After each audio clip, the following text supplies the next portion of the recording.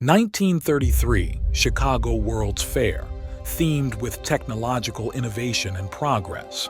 It showcased numerous scientific, architectural, and technological advancements. There was a major event called the Romance of a People. It was part of the Jewish Day celebrations and marked 100 years of Jewish history in Chicago. The pageant featured around 6,000 performers and a bull's head statue on the main stage that went up in flames. Fast forward to 2022, Birmingham Commonwealth Games. A giant mechanical bull dominated the stage during the opening ceremony, evoking a sense of ancient mystery. Along with a stage that some believe was designed to echo the Tower of Babel, it set the perfect scene for delving into esoteric narratives. Do these symbols suggest a deeper, forgotten history? A history of human ambition, the wrath of God, and the dangers of idolatry? As mankind marvels at technology, are we being drawn back to the ancient times when mankind was arrogant and defied God?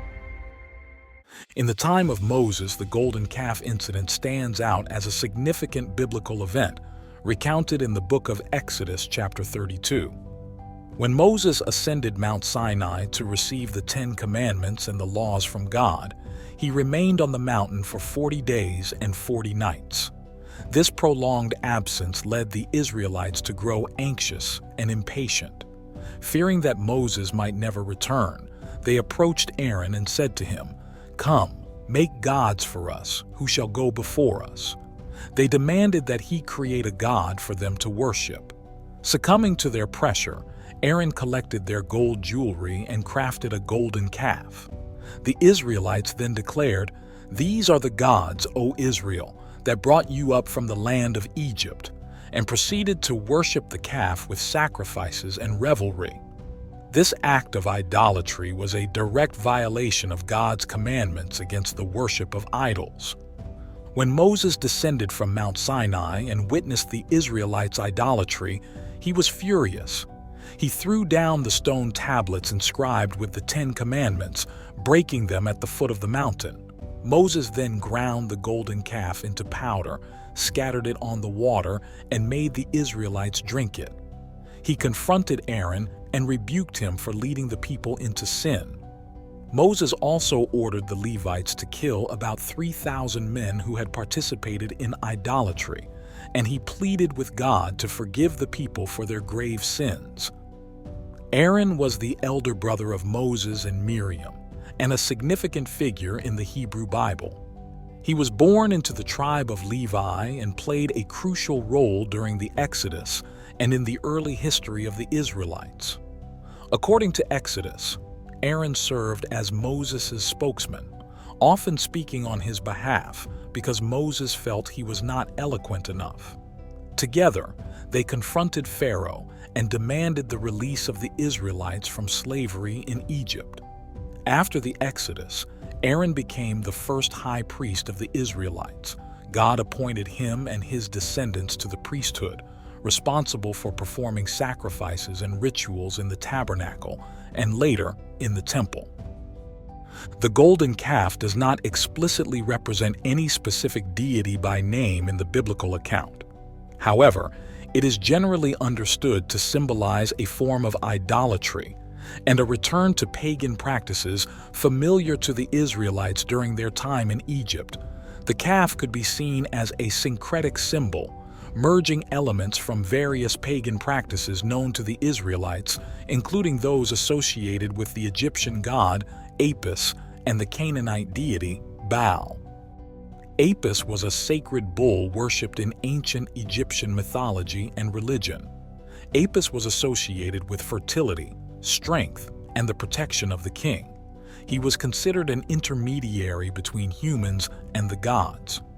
Apis was usually depicted as a black bull with distinct white markings and sometimes shown with a solar disk and uraeus, a rearing cobra, between his horns, symbolizing his connection to the sun god Ra and the pharaoh. The Apis bull was kept in a temple in Memphis, where it was worshipped and given divine status. When an Apis bull died, it was mummified and buried with great ceremony, and another bull was chosen to take its place, believed to be the reincarnation of Apis. Apis was initially associated with the god Ptah and later linked to Osiris, symbolizing death and rebirth. The golden calf could also be seen as representing Baal, due to the cultural and religious influence of the Canaanite neighbors on the Israelites. The bull was a common symbol of strength and fertility in the ancient Near East, and Baal, often associated with these attributes, was worshipped widely in the region. The worship of Baal, popular in Egypt from the New Kingdom in about 1400 BC to its end. Baal was a major deity in the Canaanite and Phoenician pantheon, worshipped in various forms across the ancient Near East. Baal was primarily a storm and fertility god, responsible for rain, thunder, and agricultural productivity. Baal was often depicted as a powerful warrior holding a lightning bolt, emphasizing his control over storms and weather. Baal was worshipped in many forms, with local variations such as Baal Hadad, Baal Zephon, and Baal Peor. Worship of Baal was meant to ensure good harvests and prosperity, particularly among the Canaanites and Phoenicians. Ritual practices often involve sacrifices, including animals and sometimes humans, to appease Baal and secure his favor. Altars in high places were common worship sites. Baal is associated with Beelzebub, demons, and the devil in the Bible, with worship involving various rituals and practices aimed at appeasing the god and securing his favor. Animal sacrifices, particularly of bulls symbolizing strength and fertility, were common, as their blood and meat were believed to nourish Baal. In extreme cases, human sacrifices, often involving children, were made during crises to gain Baal's favor. Archaeological evidence from Carthage, a Phoenician colony, indicates the practice of child sacrifice to Baal Hammon, a form of Baal, with the Tophet of Carthage containing urns with the cremated remains of infants and young children, suggesting this practice was used to appease the deity in times of crisis. Worship typically occurred on high places like hilltops or mountains, closer to the heavens, marked by altars for sacrifices. These altars, constructed of stone or other durable materials, were central points for offerings and were often accompanied by standing stones, massboth, symbolizing the deity.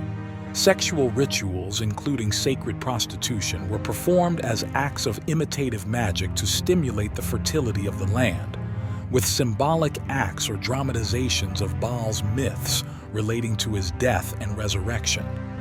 The Hebrew Bible frequently condemns Baal worship, particularly during the reigns of certain Israelite kings who allowed or promoted it, such as King Ahab and Queen Jezebel, leading to significant conflict with the prophet Elijah and subsequent divine judgment. Elijah vehemently opposed Baal worship, viewing it as idolatrous and a betrayal of Yahweh. Elijah faced off with the 450 prophets of Baal, each praying to their god and asking for fire from heaven to burn the sacrifice on the altar. The true God would be the one who sent fire to consume the sacrifice. The prophets of Baal failed, while Elijah's prayer to Yahweh resulted in fire consuming his offering, demonstrating the power of Yahweh over Baal. 1 Kings chapter 18 verses 20 to 40. One scene in the opening ceremony particularly stands out, the actress sitting atop the giant bull bathed in scarlet light. The imagery is reminiscent of the Whore of Babylon in the Book of Revelation. The Whore of Babylon, also referred to as Babylon the Great, she was depicted as a richly adorned woman sitting on a scarlet beast with 7 heads and 10 horns, symbolizing a powerful and corrupt political entity. Holding a golden cup filled with abominations represents a system of wealth, luxury, and moral corruption, and drunk with the blood of God's holy people, the blood of those who bore testimony to Jesus. Whore of Babylon. historically associated with the decadent and oppressive city of Babylon and later interpreted as Rome, signifies human pride, idolatry, and rebellion against God. Another scene showed the fire of the Library of Birmingham in 1879, which destroyed a number of Shakespeare's works and the building. This scene was surprisingly similar to the Babel Tower of the architect Ekaterina Polyakova, burned down in a fire in Landart Park, Nikola Lenovets, 6 months before the opening ceremony. The Tower of Babel is a significant biblical event described in the book of Genesis, chapter 11, verses 1 to 9. After the Great Flood, humanity began to repopulate the earth. At this time, all people spoke a single language and used the same words. As they migrated from the east, they found a plain in the land of Shinar, ancient Mesopotamia, and settled there. The people of Shinar decided to build a city with a tower that would reach to the heavens. They said, "Come, let us build ourselves a city with a tower that reaches to the heavens, so that we may make a name for ourselves and not be scattered over the face of the whole earth." They used bricks instead of stone and tar for mortar, showcasing their advanced building techniques. However, this construction project displeased God. The unity and ambition of the people, coupled with their desire to make a name for themselves and defy God's command to spread out across the earth, led to divine intervention. God said, "If as one people speaking the same language they have begun to do this, then nothing they plan to do will be impossible for them. Come, let us go down and confuse their language so they will not understand each other." As a result, God confused their language, causing them to speak different tongues and making communication impossible. This led to the cessation of the building project, and the people were scattered over the face of the earth. The city and the unfinished tower were called Babel, which means confusion, because it was there that the Lord confused the language of the whole world. The Tower of Babel revealed human pride, ambition, and disobedience to divine commands. Driven by the desire to make a name for themselves and reach the heavens, the people attempted to attain godlike status and power, which reflected their pride and self-sufficiency. This construction also represented a direct rebellion against God's command to spread out and populate the earth after the flood, demonstrating their defiance of divine will. While mankind keeps pursuing technological advancement, wealth, and power, are we, like the ancient builders of Babel, attempting to usurp divine authority and make a name for ourselves? There are disturbing parallels between the advanced technology of contemporary society and the idolatrous practices condemned in the ancient texts. Could the elites, with their immense wealth and influence, be leading us back to ancient sins? The scarlet-lit bull and the Babel-like stage at the 2022 Commonwealth Games ceremony might be seen as symbols of a deeper agenda. Are we being seduced by the same corrupting influences that led to the downfall of these ancient civilizations? Feel free to leave your comments. If you like my video, please subscribe and share it with your friends. I see you in the next quest.